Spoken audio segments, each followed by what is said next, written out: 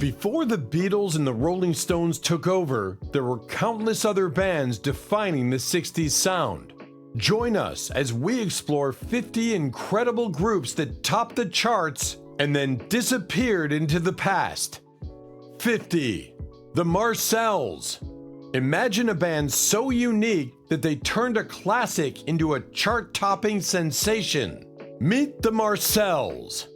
Even in an era when being unique was the name of the game in the music business, the Marcels stood out from other groups. Racially diverse and trained on 50s doo-wop, the Pittsburgh-based band hit with a decidedly not of the times take on Blue Moon, a song previously covered by, among others, Elvis Presley, which went number 1 in 1961.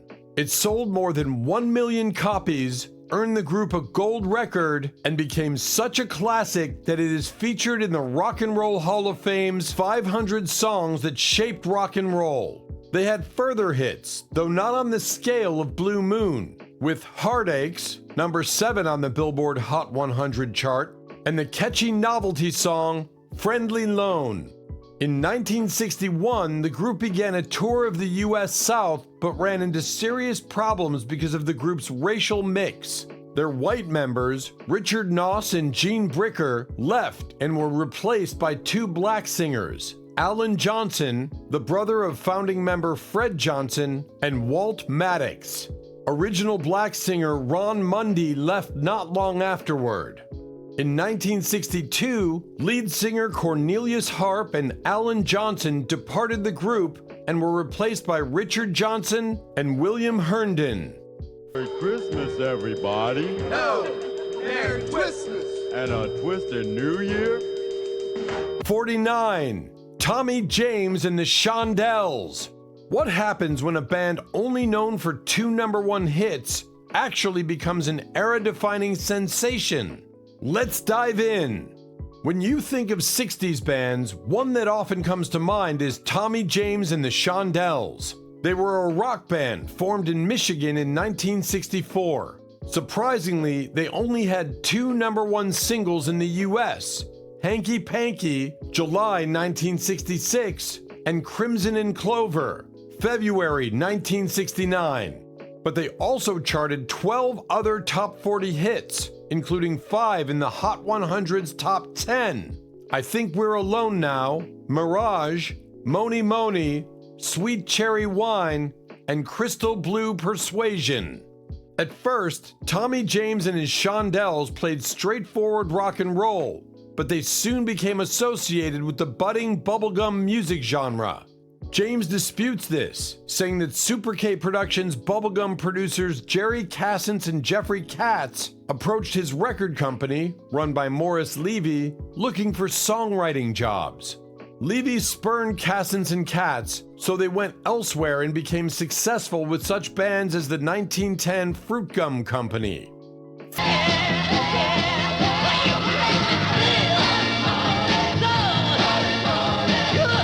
48. The Fireballs. A sound inspired by the killer himself, Jerry Lee Lewis. But what happened when the Fireball's flame began to flicker? Their sound and name owe a lot to the killer himself, Jerry Lee Lewis, but the Fireballs had less staying power. A pure 60s act, the band's song Sugar Shack went number 1 in 1963, but they wouldn't crack the top 10 again until 1967's Bottle of Wine, which peaked at number 9 on the US charts. A year later, with both songs still on hit rotation, the Fireballs were no longer burning. The Fireballs, sometimes billed as Jimmy Gilmer and the Fireballs, were an American rock and roll group, particularly popular at the end of the 1950s and in the early 1960s.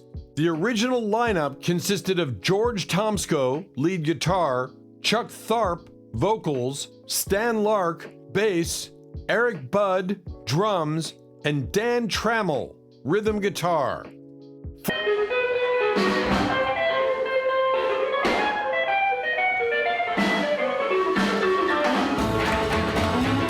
47. Eric Burton and the Animals. Dark, brooding, and bluesy, Eric Burton and the Animals broke all the rules. But what caused their sudden downfall? Eric Burton and the Animals' dark brooding take on blues-tinged rock resonated with fans, catapulting them to the forefront of the 60s music scene. Burton's soulful voice and emotive delivery breathed new life into classic blues standards, while the band's tight musicianship and creative arrangements elevated their sound. As part of the British invasion, Eric Burton and the Animals left a lasting impact on both sides of the Atlantic. The Animals rose to prominence with their signature song and transatlantic #1 hit single, The House of the Rising Sun, and continued the success with hits such as We Gotta Get Out of This Place, It's My Life, Don't Bring Me Down, I'm Crying, CC Rider, and Don't Let Me Be Misunderstood. They underwent numerous personnel changes in the mid-60s and suffered from poor business management, leading the original incarnation to split up in 1966. Why won't you CC? I need you by my side. CC Rider. 46. Blood, Sweat, and Tears. Can a band survive with a revolving door of members? Blood, Sweat, and Tears did just that and won a Grammy along the way. This experimental Canadian collective had a revolving door of members that included players from, among other bands, The Blues Project and Frank Zappa's The Mothers of Invention.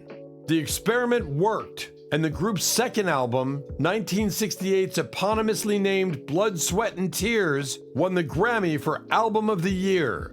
The following decade saw as much success, but the group hasn't released a studio record since 1980.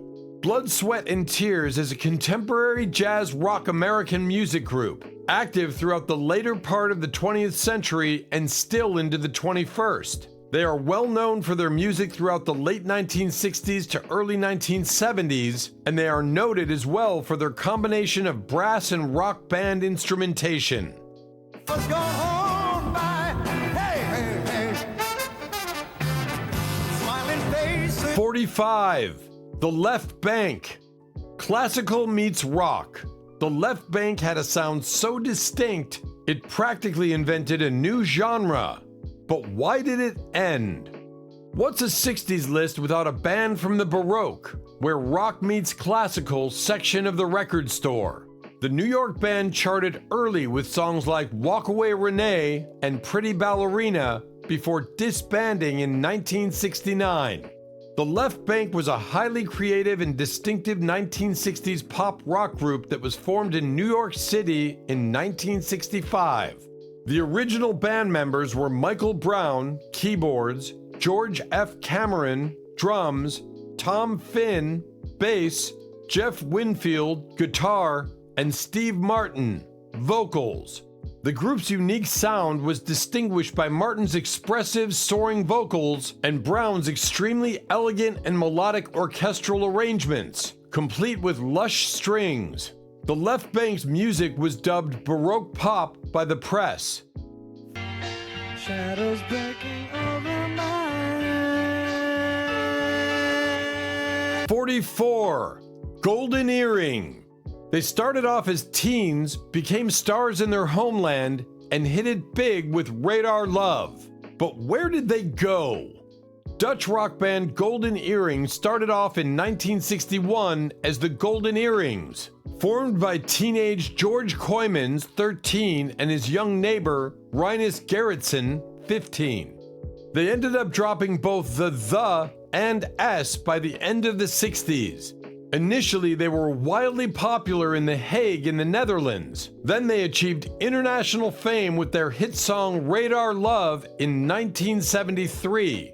The song would top the Dutch charts and make it to a very respectable number 13 on the Billboard Hot 100. They would follow that up with Twilight Zone in 1982 and the less internationally successful When the Lady Smiles in 1984.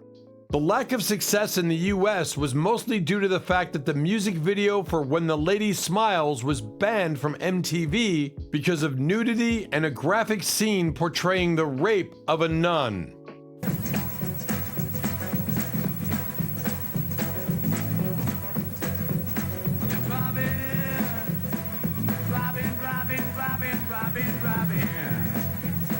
my life.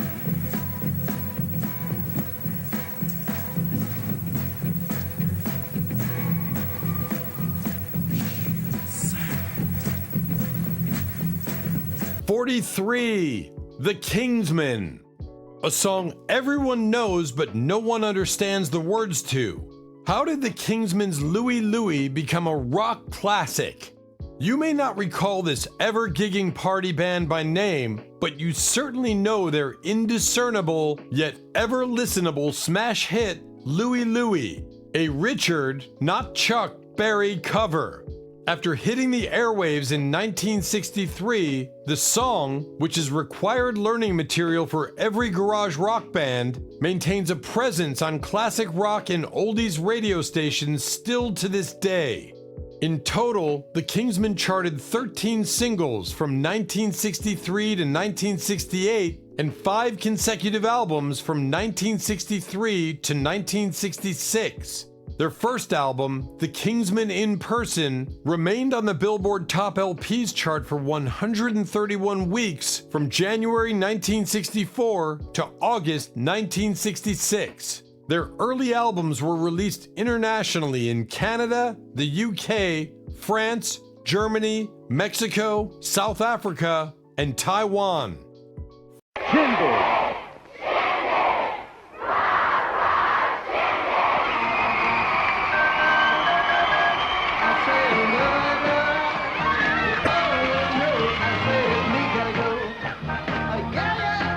42, The Rascals. The Rascals had hit after hit, then disappeared. But what happens when a superfan brings them back decades later?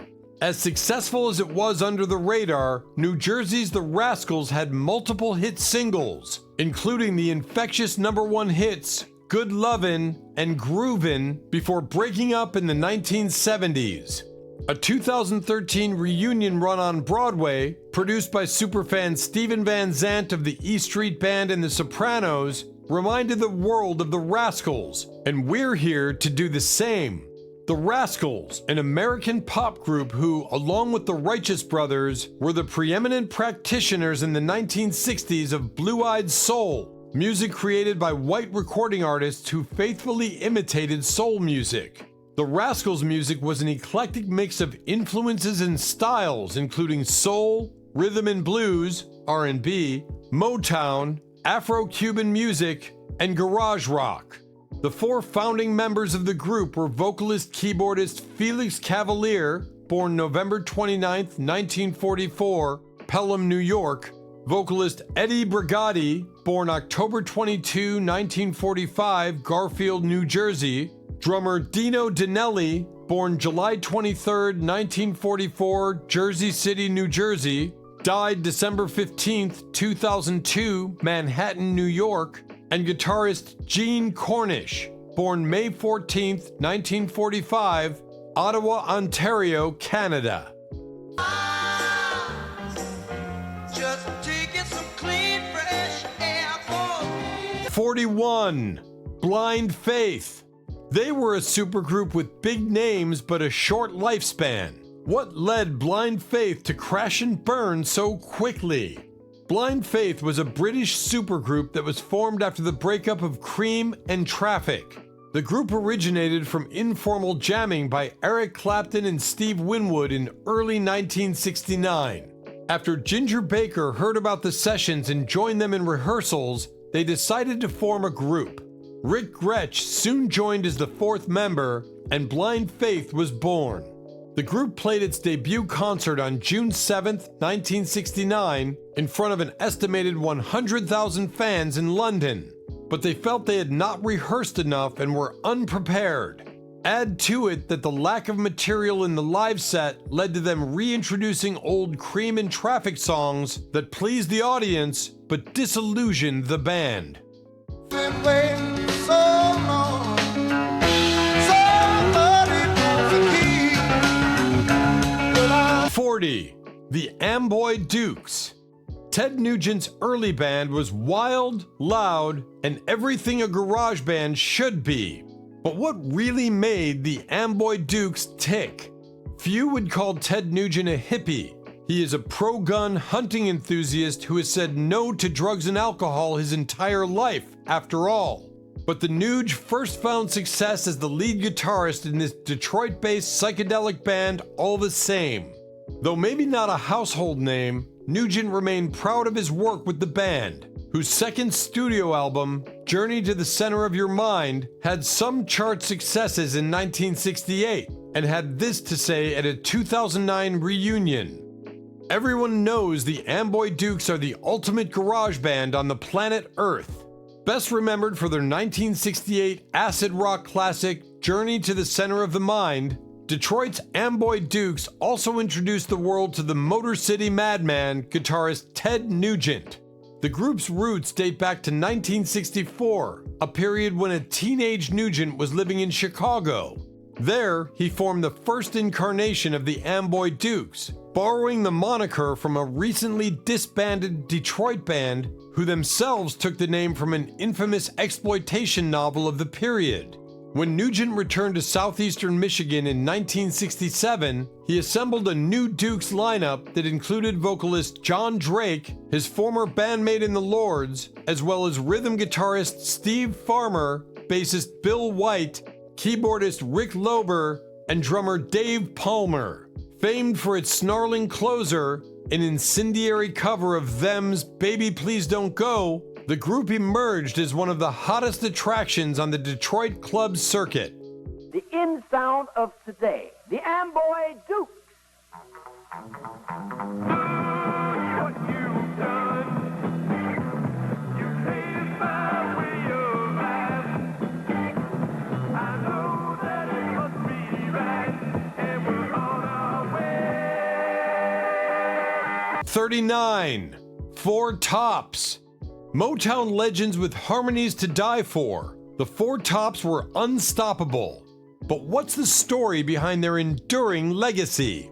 As charter members of the Motown family, the Four Tops' tight harmonies, powerful vocals, and unforgettable melodies helped to define the sound of the 60s.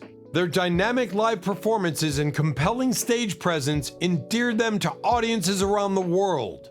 With a body of work that remains fresh and vibrant to this day, the Four Tops continue to stand as a testament to the lasting influence of Motown.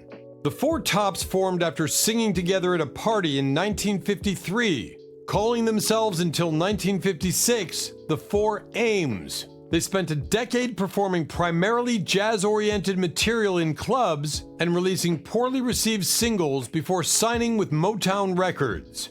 Under the stewardship of Motown's premier songwriting and producing team, Holland Dozier Holland, Brian Holland, Lamont Dozier, and Eddie Holland, the Four Tops became consistent hitmakers, registering their first hit, Baby I Need Your Loving, in 1964.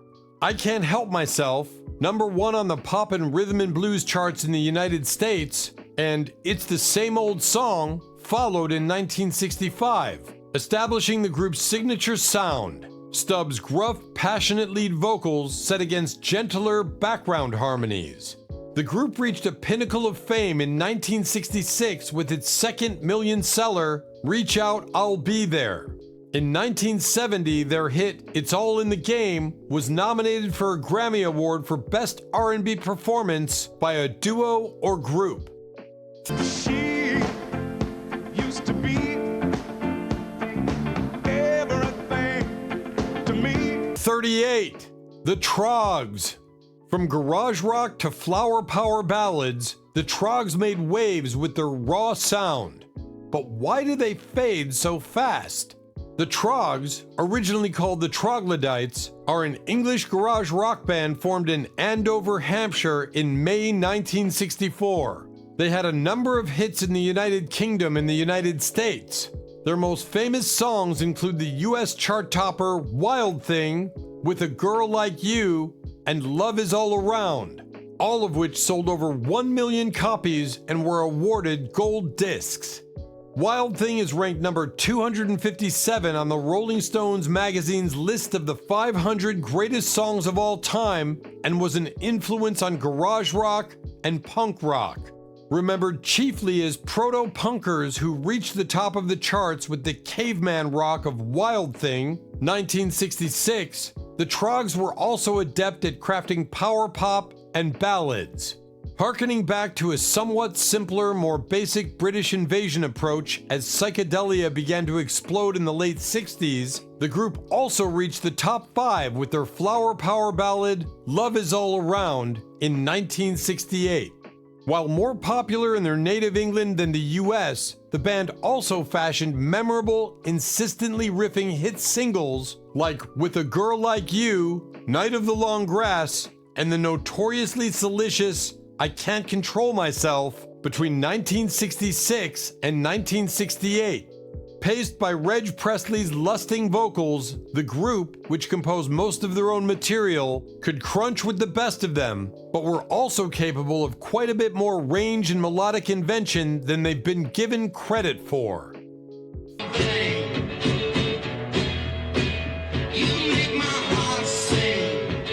37. The Seekers. A band from down under that conquered the world? The Seekers had a distinct sound that set them apart. But what's their story?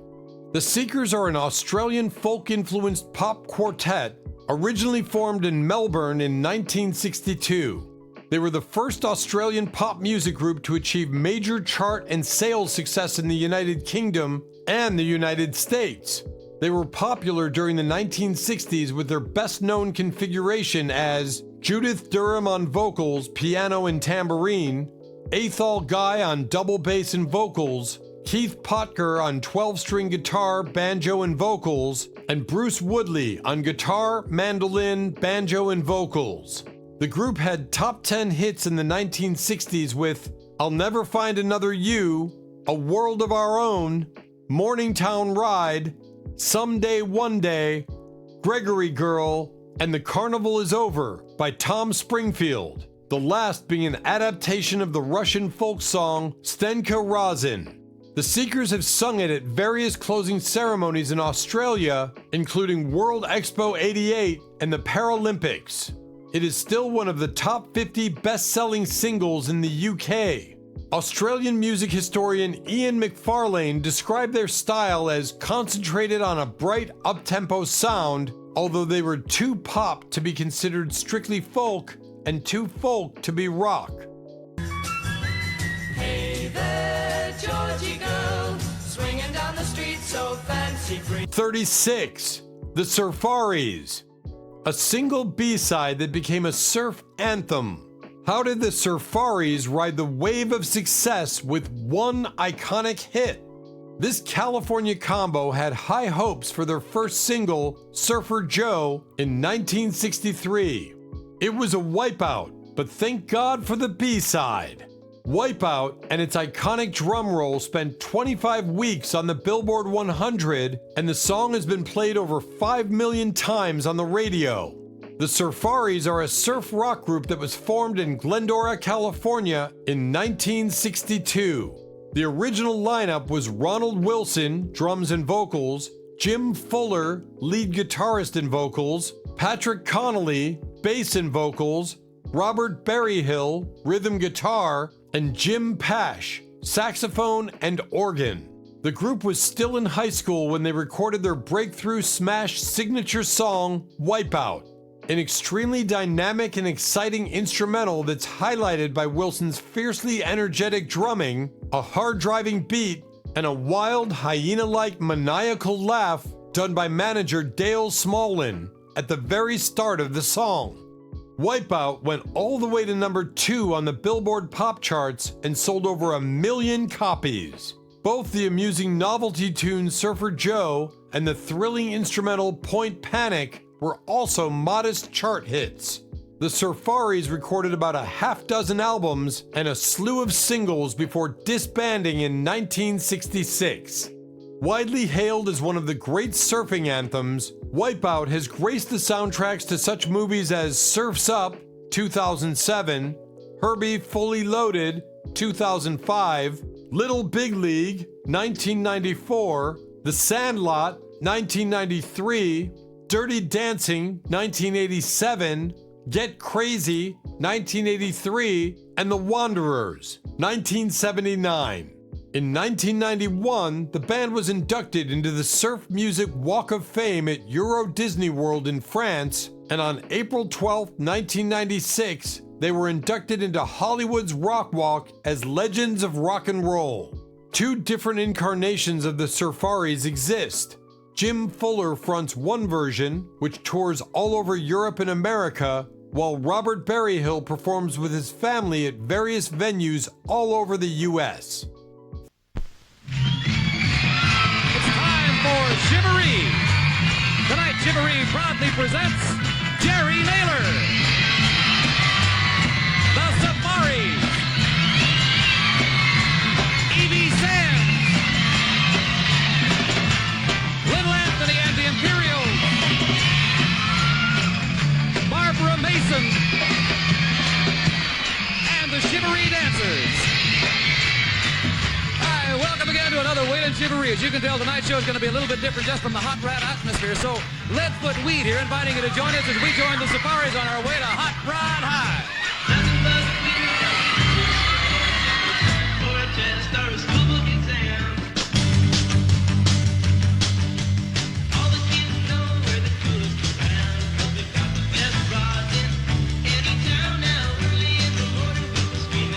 35. The Band. They backed Bob Dylan, then struck gold on their own. But what made the Band one of the most influential groups of the era? The Band was a Canadian-American roots rock group including Rick Danko, bass guitar, vocals, fiddle, Garth Hudson, keyboards, accordion, saxophone, Richard Manuel, keyboards, drums, vocals, Robbie Robertson, guitar, vocals, and Levon Helm, drums, vocals, mandolin, guitar. The members of the band first came together as rockabilly singer Ronnie Hawkins' Toronto, Ontario-based backing group, the Hawks, which they joined one by one between 1958 and 1963. In 1964, they separated from Hawkins, and subsequently, the Hawks, after which they toured and released a few singles as Levon and the Hawks and the Canadian Squires. The next year, Bob Dylan hired them for his US tour in 1965 and world tour in 1966. Following the 1966 tour, the group moved with help from Bob Dylan and his manager, Albert Grossman, to Saugerties, New York, where they made the informal 1967 recordings that became the Basement Tapes, the basis for their 1968 debut album, Music from Big Pink. Because they were always the band to various frontmen and the locals in Woodstock, Helm said the name The Band worked well when the group came into its own. When I get off of this mountain, you know where I wanna go. 34. The Loving Spoonful. They had a fun, feel-good sound that was the perfect antidote to the serious 60s. What made the Loving Spoonful so irresistible? The Loving Spoonful's unique blend of folk, rock, and jug band music resonated with fans and served as a welcome respite from the more serious themes of the 60s. Their catchy melodies, bright harmonies, and feel-good lyrics epitomized the spirit of the times. The group's distinctive sound and breezy tunes have helped to ensure their enduring place in popular culture.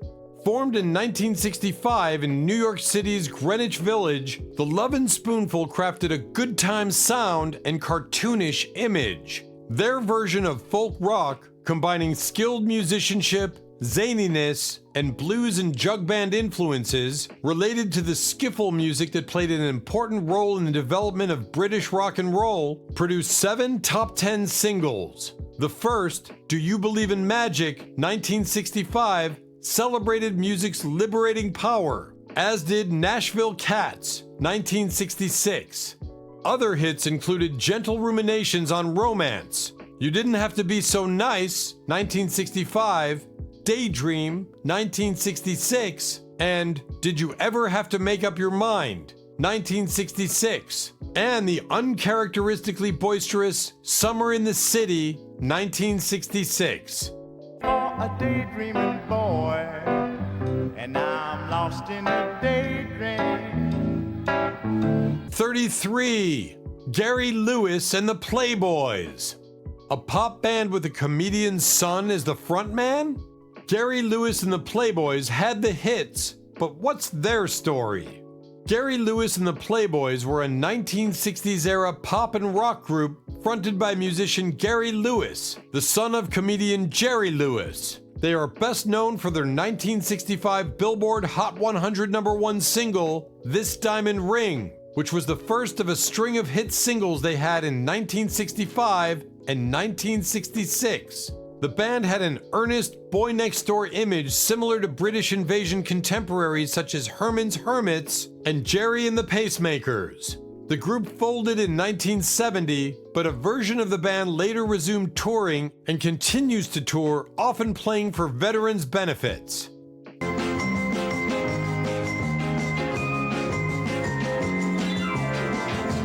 32. The Searchers. They helped lead the British invasion with catchy hits, but why have the Searchers slipped into obscurity today? Another massively successful band you've heard but not heard of, the Searchers rose from Liverpool's skiffle ashes and helped lead the British invasion with hits like Hippie Hippie Shake and Love Potion No. 9. A 2019 tour finally retired the band, which lives on somewhat via Facebook. The Searchers are an English mercy beat group who emerged during the British invasion of the 1960s. The band's hits include a remake of the Drifters' 1961 hit, Sweets for My Sweet, Sugar and Spice, written by their producer Tony Hatch, remakes of Jackie DeShannon's Needles and Pins and When You Walk in the Room, a cover of the Orleans' Don't Throw Your Love Away, and a cover of the Clovers' Love Potion No. 9. With the Swinging Blue Jeans, the Searchers tied for being the second group from Liverpool after the Beatles to have a hit in the US when their Needles and Pins and the Swinging Blue Jeans' Hippie Hippie Shake both reached the Hot 100 on March 7th, 1964. Right now I'd like to welcome a fabulous group to the show. A group, in fact, who, along with the Beatles, introduced the magnificence of the Mersey beat to the world a decade ago. Of course, it's The Searchers.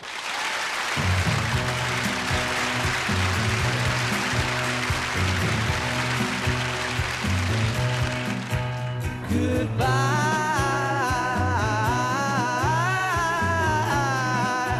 my love. Goodbye,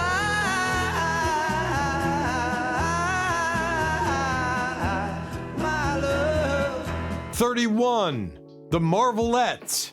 They were Motown's first all-girl group to hit #1, but why don't we hear about the Marvelettes more today? The Marvelettes were an American all-girl group who achieved popularity in the early to mid-1960s. They consisted of schoolmates Gladys Horton, Katherine Anderson, Georgiana Tillman, Juanita Cowart, and Georgia Dobbins, who was replaced by Wanda Young prior to the group signing their first deal. They were the first major successful act of Motown Records after the Miracles, and its first significantly successful girl group after the release of the 1961 #1 single, Please Mr. Postman, one of the first #1 singles recorded by an all-female vocal group, and the first by a Motown recording act. Founded in 1960 while the group's founding members performed together at their glee club at Inkster High School in Inkster, Michigan, they eventually were signed to Motown's Tamla label in 1961.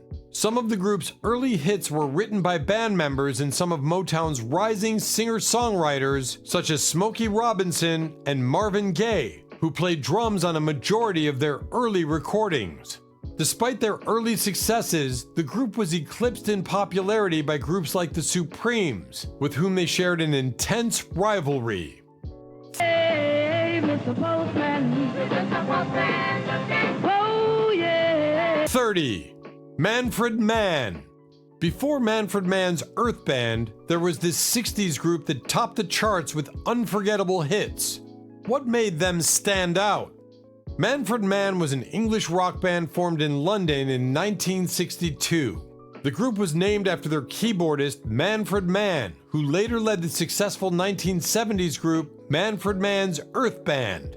The band had two different lead vocalists during their period of success, Paul Jones from 1962 to 1966, and Mike D'Abo from 1966 to 1969. Manfred Man was regularly in the UK charts in the 1960s. Three of the band's most successful singles, Do Wah Diddy Diddy, Pretty Flamingo, and Mighty Quinn, topped the UK singles chart. 1968's The Mighty Quinn was penned by Bob Dylan. They were the first Southern England-based group to top the US Billboard Hot 100 during the British invasion.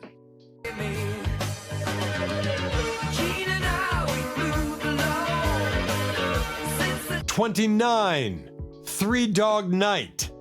They didn't write their own songs, but still became one of the most successful acts of their time. How did Three Dog Night do it?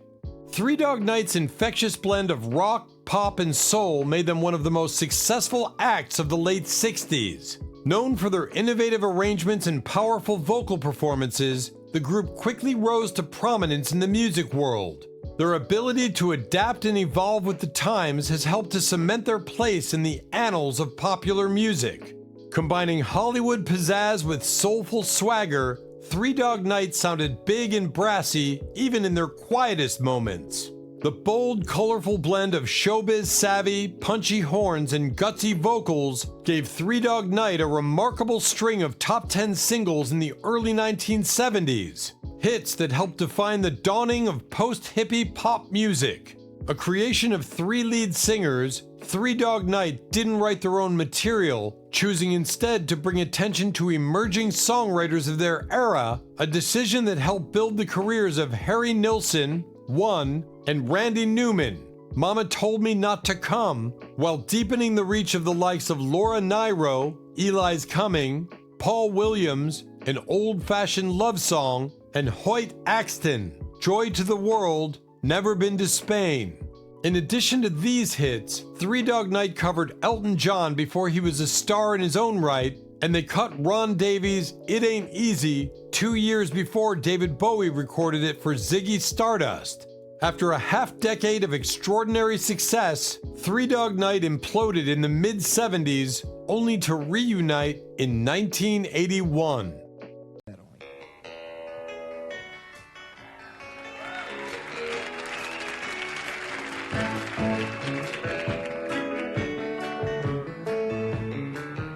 You can clap your hands, it's all right.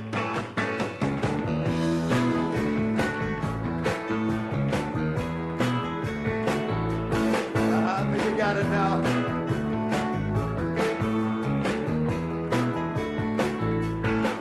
Wash away my trouble, wash away my pain. 28. The Shadows. More than just Cliff Richard's backing band, the Shadows had a distinct sound that inspired guitarists worldwide. But what happened next? The group, more known as the backing band to Cliff Richards, England's answer to Elvis, were successful in their own right, charting 4 #1 EPs.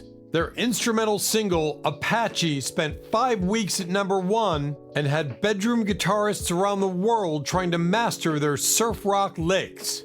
A name change to avoid conflict with the American vocal group The Drifters predated the release of the first of the Shadows singles. The group's trademark was the smooth, twangy sound produced by lead guitarist Marvin's lavish use of the tremolo arm of his Fender Stratocaster, an effect that could be made to sound either lyrical or sinister.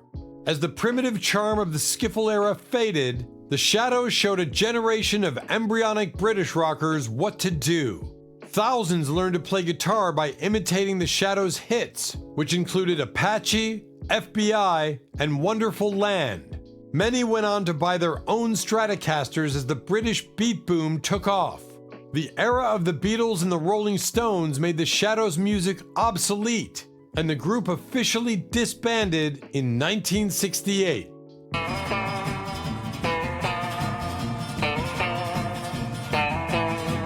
27. Sly and the Family Stone.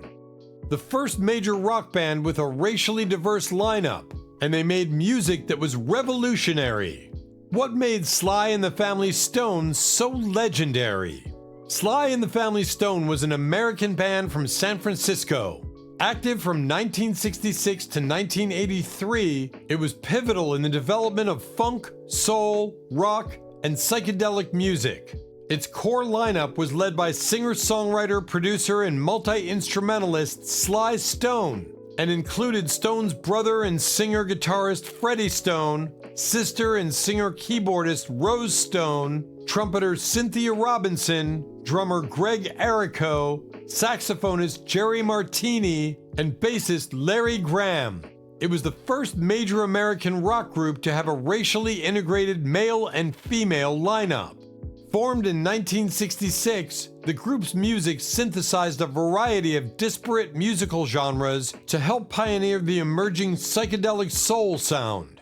They released a series of top 10 Billboard Hot 100 hits as Dance to the Music, 1968, Everyday People, 1968, and Thank You, 1969, as well as critically acclaimed albums such as Stand, 1969, which combined pop sensibility with social commentary.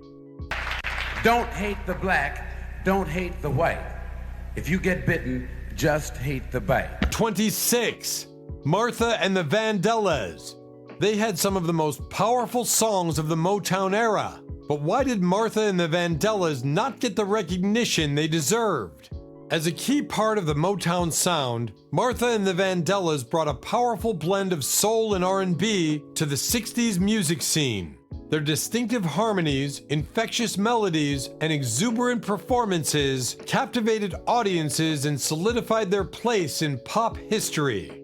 The group's captivating sound and lasting influence have sealed their status as an essential force in the evolution of popular music. The group was founded in 1960 as the Delphis and consisted of school friends from Detroit.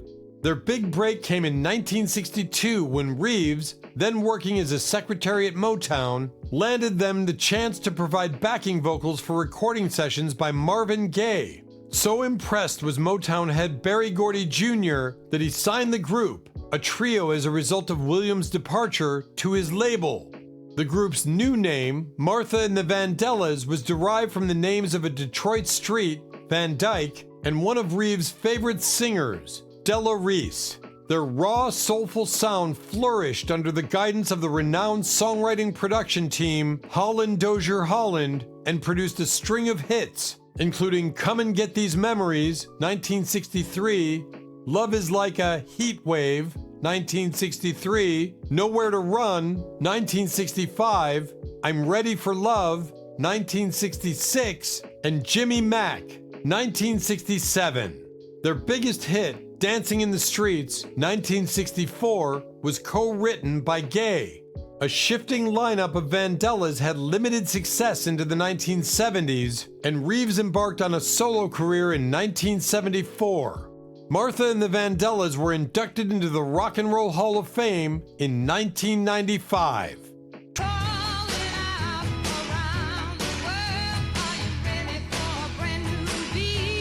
25. Paul Revere and the Raiders. They dressed like revolutionaries and rocked like no other. But what's the story behind Paul Revere and the Raiders' iconic look and sound? Could an organ-based band from Idaho performing in Revolutionary War-era garb really be a chart-topping juggernaut? Well, yes.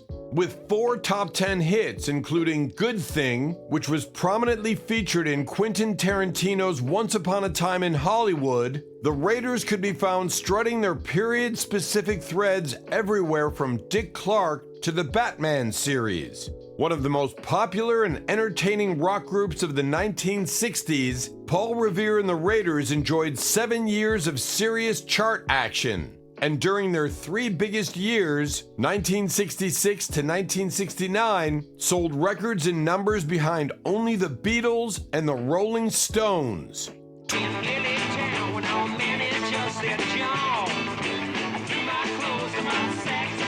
24. Badfinger. They had the talent, the hits, and even the support of the Beatles. But why did Badfinger's story end so tragically? Badfinger were a British rock band that originally consisted of Pete Ham, Mike Gibbons, Tom Evans, and Ron Griffiths. The band evolved from an earlier group called the Ivies that was formed in 1961 by Ham, Ron Griffiths, and David Dye Jenkins in Swansea, Wales. They were signed by the Beatles' Apple label in 1968 as the Ivies. In 1969, Griffiths left and was replaced by Joey Molland, and the band renamed itself Badfinger.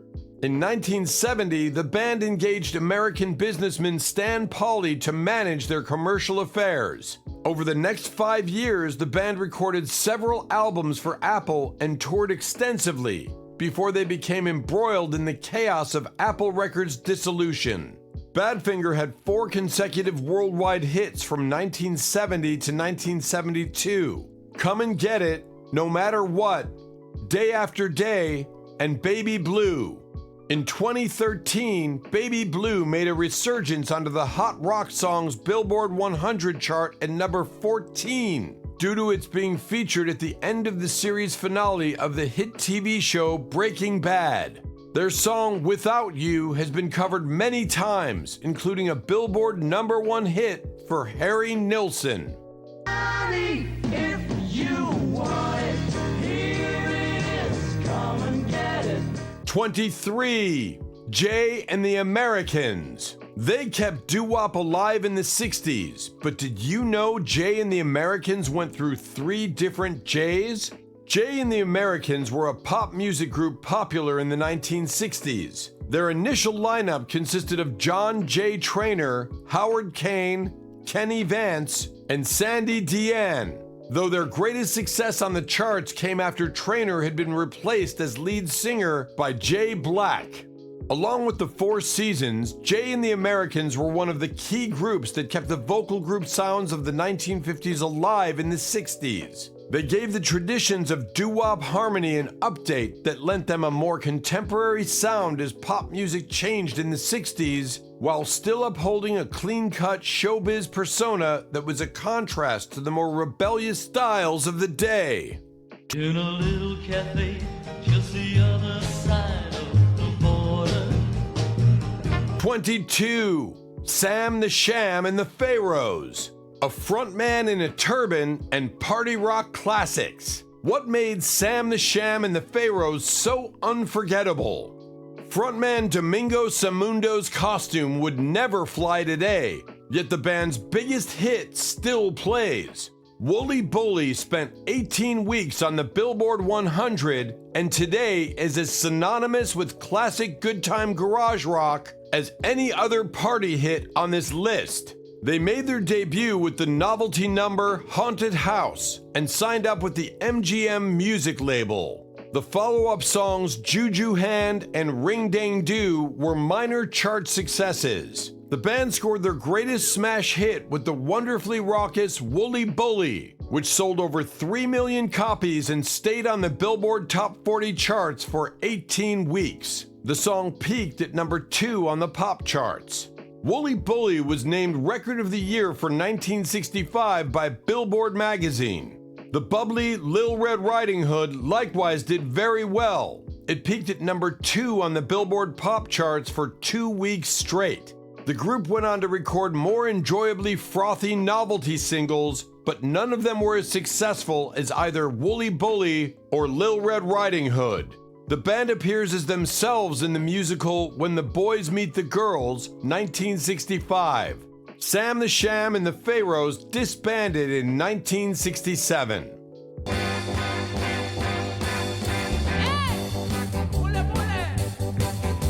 21. The Shirelles. They were the first girl group to have a #1 hit. But what led the Shirelles from the top of the charts to near obscurity? The Shirelles' infectious harmonies, catchy melodies, and earnest lyrics helped to pave the way for future girl groups in the 60s. Their groundbreaking blend of pop, R&B, and doo-wop elements made them a seminal force in the evolution of popular music. With a string of memorable hits, the Shirelles' enduring impact can still be felt today. Unlike most girl groups, the Shirelles wrote some of their own songs, but their biggest hits were written by others, including Brill Building stalwarts Carole King and Jerry Goffin, whose Will You Love Me Tomorrow 1960 became a pop classic for the Shirelles and the first girl group record to reach #1. Dedicated to the One I Love, Mama Said, and Baby It's You were all top 10 hits. Following their most successful song, Soldier Boy 1962, co-written by their principal collaborator, producer Luther Dixon, the Shirelles' popularity waned, partly because of Dixon's departure and partly because of the onset of the British invasion.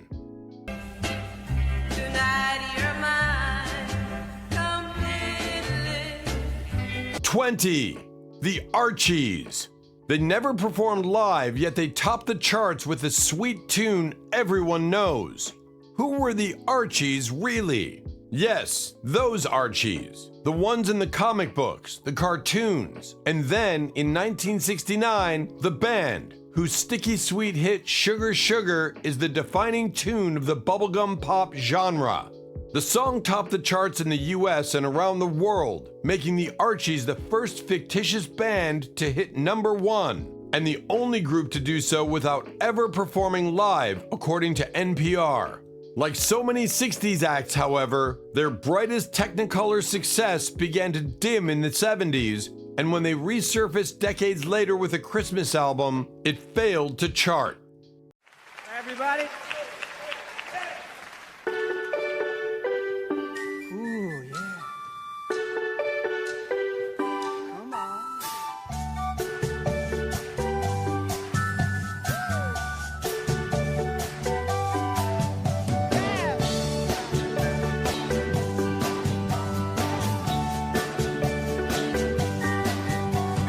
I just can't believe the loveliness of loving you. I just can't believe it's true. I just can't believe the wonder of this feeling too. I just can't believe it's true. 19. The Turtles. They made sunshine pop irresistible with hits like Happy Together. But what really happened to the Turtles after the 60s? The Turtles were an American rock band formed in Los Angeles, California in 1965. Best known for their upbeat pop melodies, lush harmonies, and whimsical sensibility, the Turtles scored several top 40 hits, including their iconic anthem, Happy Together, which topped the charts in 1967. Other notable hits include Eleanor, She'd Rather Be With Me, and It Ain't Me, Babe. Despite their chart-topping success, the band struggled with management issues and internal conflicts that ultimately led to their breakup in 1970. The Turtles' music has endured through the decades, continuing to resonate with fans of classic 60s pop. Members Howard Kaylan and Mark Volman later found further success as Flo and Eddie. Imagine me and you, I do. I think about you day and night. 18. The Fifth Dimension. They were smooth, soulful, and could make any song sound like sunshine. How did the Fifth Dimension capture the spirit of the 60s?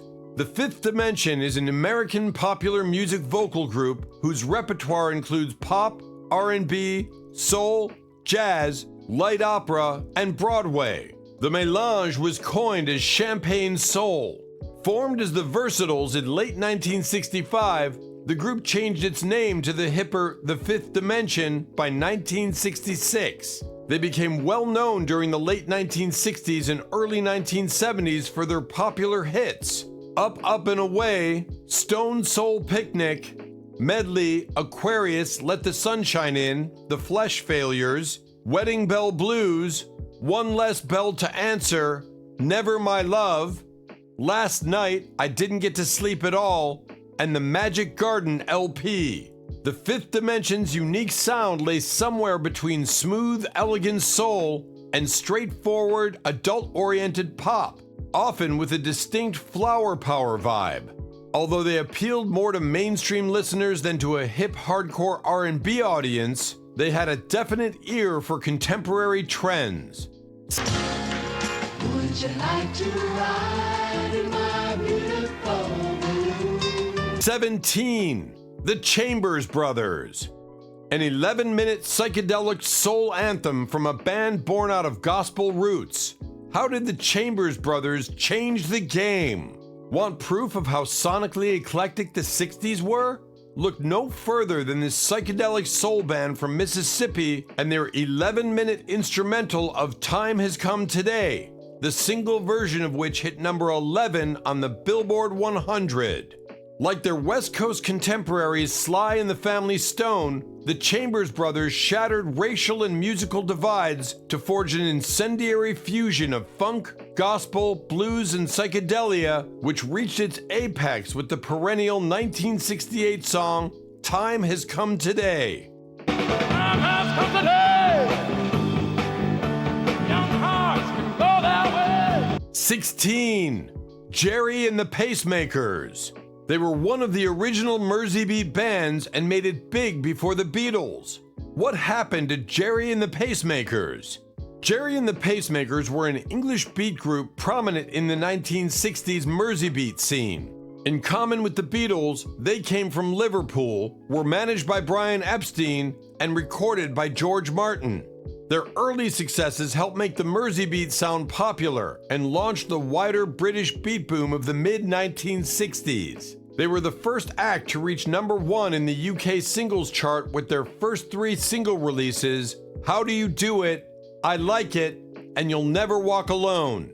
This record was not equaled for 20 years until the mid-1980s success of fellow Liverpool band Frankie Goes to Hollywood. The nighttime shadows disappear. 15. Hermans Hermits. They were the cute, clean-cut answer to the rougher side of the British invasion. But did Hermans Hermits have staying power?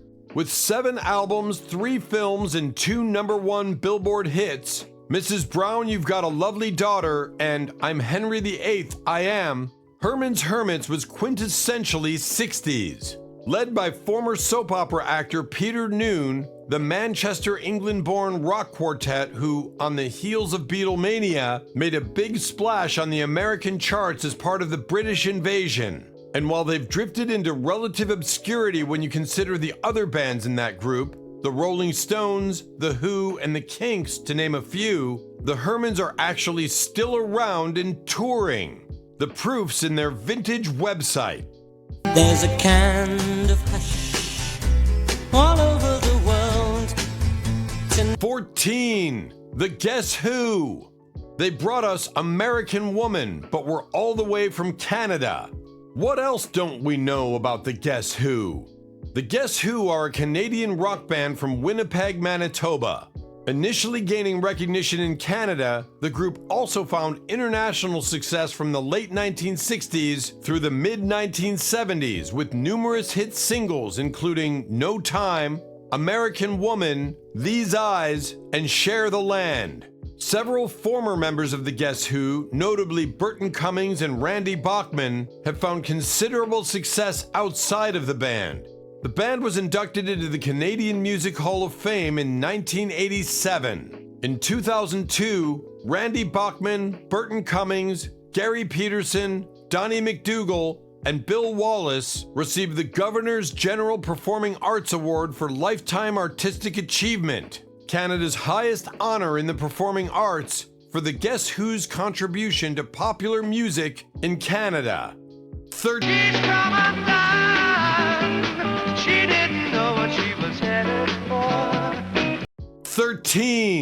Jan and Dean. They were essential to the surf rock sound, yet their story is often overshadowed. What role did Jan and Dean play in rock history? Jan and Dean were 2 Beach Boys from Los Angeles whose surf and doo-wop driven hits, including Dead Man's Curve and the number 1 Surf City, made them as essential to that genre as, well, the actual Beach Boys. It's almost too easy to underestimate the importance of Jan and Dean in the history of rock and roll and its evolution into rock. The mere mention of their name today evokes images of suntan California teens dancing and surfing on the beaches of Malibu.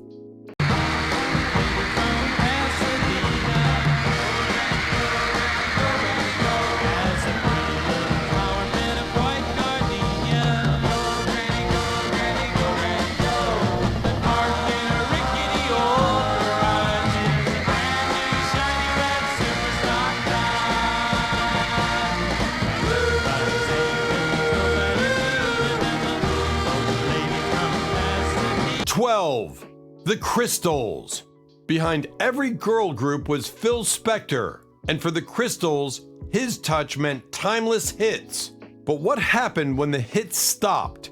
The Crystals were an American vocal group based in New York City, considered one of the defining acts of the girl group era in the first half of the 60s. Their 1961 to 1964 chart hits, including There's No Other Like My Baby, Uptown, He's Sure the Boy I Love, He's a Rebel, Da-Do Ron Ron, and Then He Kissed Me, featured 3 successive female lead singers and were all produced by Phil Spector. The latter 3 songs were originally ranked number 267, number 114, and number 493 respectively on Rolling Stone magazine's list of the 500 greatest songs of all time. However, 2 songs were dropped from the magazine's 2010 update.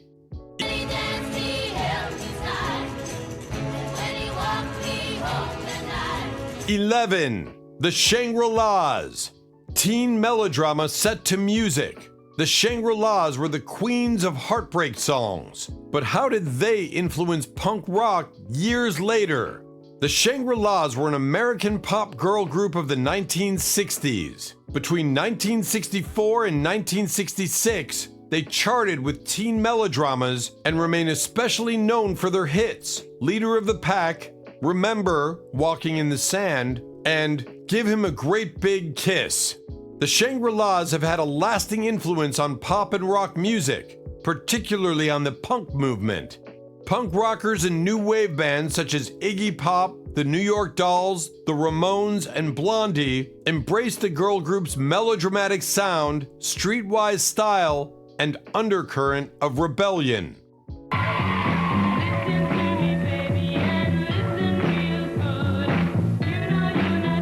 10.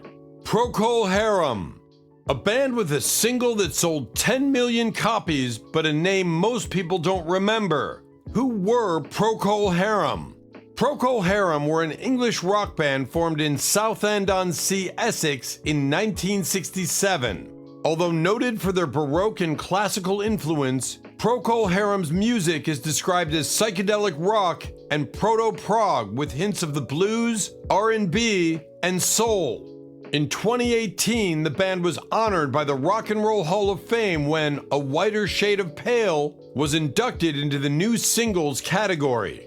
They were previously nominated as performers in 2012.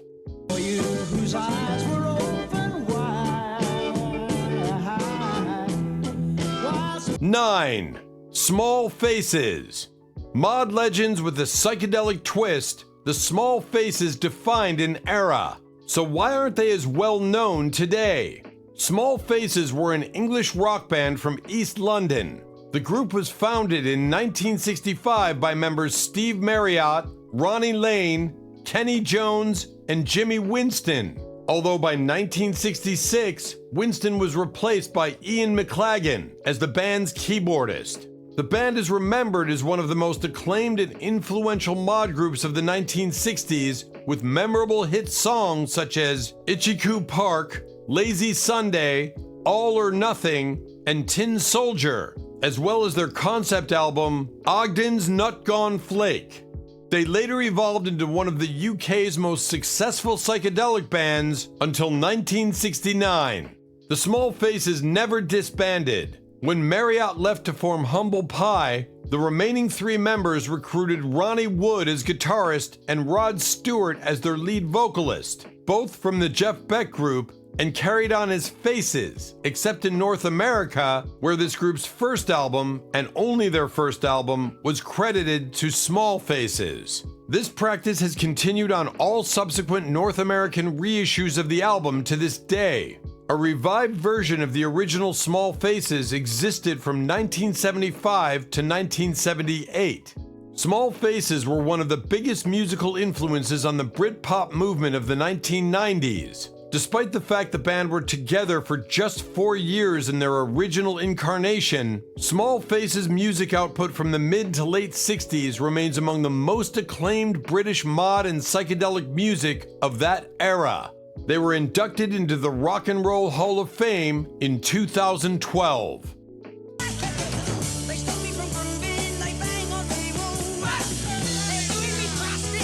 8. Booker T and the MGs. They were the backbone of Stax Records and defined the sound of Southern soul. But what made Booker T and the MGs so iconic? Booker T and the MGs were an American instrumental R&B funk band that was influential in shaping the sound of Southern soul and Memphis soul. The original members of the group were Booker T. Jones, organ piano, Steve Cropper, guitar, Louis Steinberg, bass, and Al Jackson Jr., drums. In the 1960s, as members of the Marquis, the rotating slate of musicians that served as the house band of Stax Records, they played on hundreds of recordings by artists including Wilson Pickett, Otis Redding, Bill Withers, Sam and Dave, Carla Thomas, Rufus Thomas, Johnny Taylor, and Albert King. They also released instrumental records under their own name, including the 1962 hit single, Green Onions. As originators of the unique Stax sound, the group was one of the most prolific, respected, and imitated of its era. By the mid-60s, bands on both sides of the Atlantic were trying to sound like Booker T and the MGs.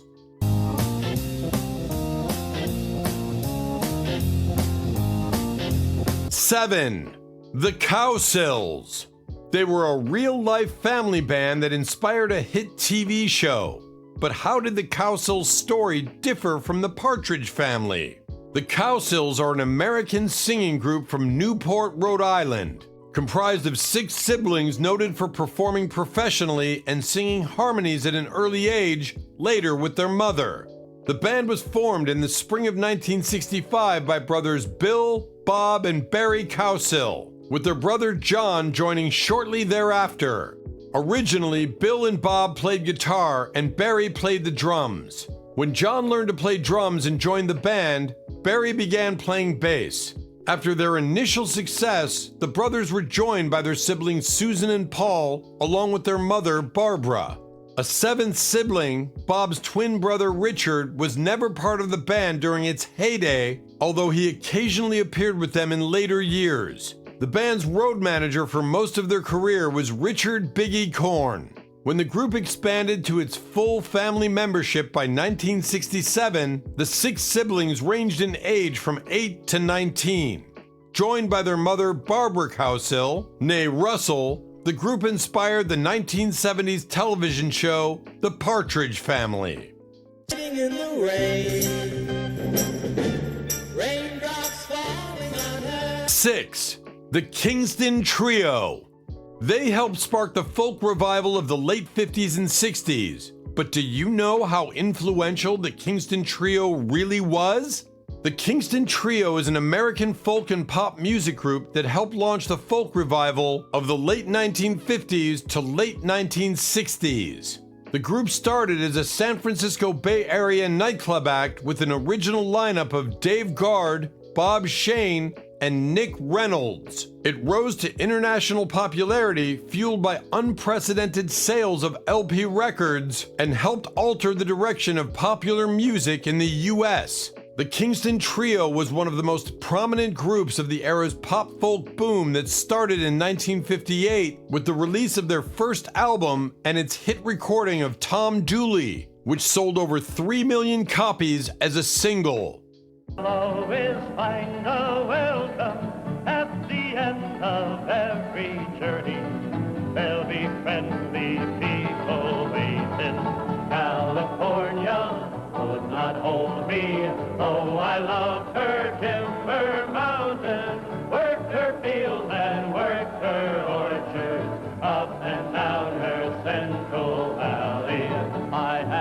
5. The Youngbloods.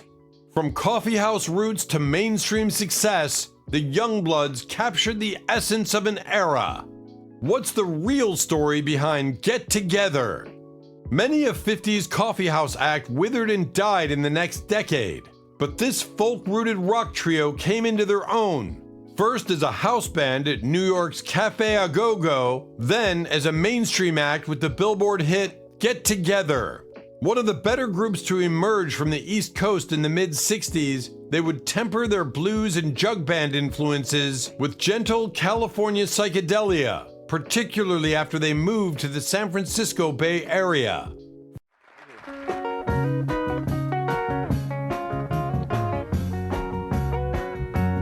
Well, I'm proud to be a hippie from Olema, where we're friendly to the squares and all the strays. We still take in strangers if they're ragged. We can't think of anyone to hate. 4. The Foundations. They were a multiracial band that conquered the charts with upbeat hits. But what happened after Build Me Up Buttercup? The Foundations were a British soul band, active from 1967 to 1970. The group, made up of West Indians, white British, and a Sri Lankan, are best known for their two biggest hits. Baby Now That I've Found You, written by Tony Macaulay and John McLeod, and Build Me Up Buttercup, co-written by Macaulay with Mike D'Abo, at the time the lead vocalist with Manfred Man. The group was the first multiracial group to have a #1 hit in the UK in the 1960s. The Foundations are notable for being one of the few label acts to successfully imitate what became known as the Motown sound. In terms of lineup and musical style, they anticipated the sound of the more successful Hot Chocolate. They were in a similar musical vein as Love Affair, who also topped the UK charts in 1968 with their version of Robert Knight's Everlasting Love. The Foundation signed to Pye, at the time one of only 4 big UK record companies. Why do you build me up? Buttercup, baby? 3. Dave Clark 5.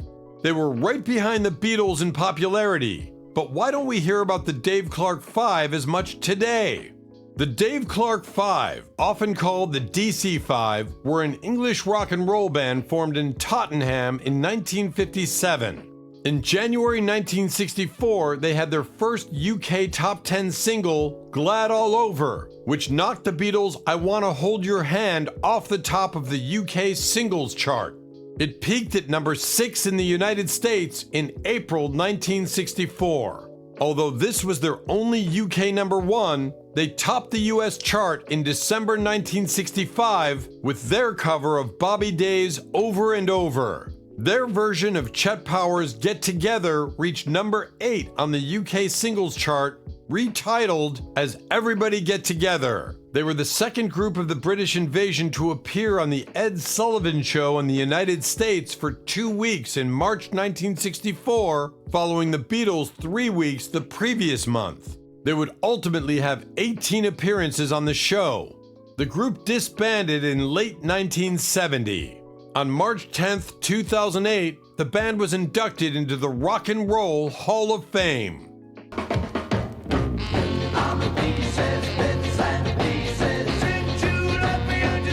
2. The Tornadoes. Known for the first UK band to hit #1 in the US, the Tornadoes were pioneers. But what came after Telstar? Originally a backing band that did film scores, these English instrumentalists scored a #1 hit in 1962 with the song Telstar, which is said to be the first song by a British band to top the US charts, according to American Songwriter. As one of the house bands at Meek's studio and as the backing group for Billy Fury, the Tornadoes juggled those obligations with releasing their own music, earning top 5 EPs in the UK with 1962's The Sounds of the Tornadoes and Telstar, and top 20 UK singles in 1963's Globetrotter, Robot, and Ice Cream Man. By that time, shifting pop music trends and multiple lineup changes, more than 24 members played in the group overall, contributed to the Tornadoes' waning popularity.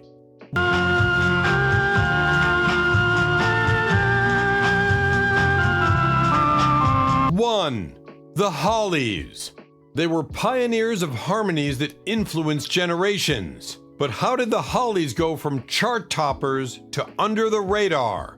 Graham Nash was still a skiffle-obsessed schoolboy when he formed the first incarnation of this 5-piece singing group that made serious waves on the charts in the 60s and 70s with their harmonies and synchronized outfits. Nash set sail for America by the decade's end to form Crosby, Stills, Nash & Young, who were just as successful musically sans the wardrobes. Like most of their contemporaries in the British beat boom, the Hollies found their earliest influences in American rhythm and blues artists. Their first hits in the United Kingdom in 63-64 were with cover versions of the Coasters' Ain't That Just Like Me and Searchin', Maurice Williams and the Zodiacs' Stay, and Doris Troy's Just One Look.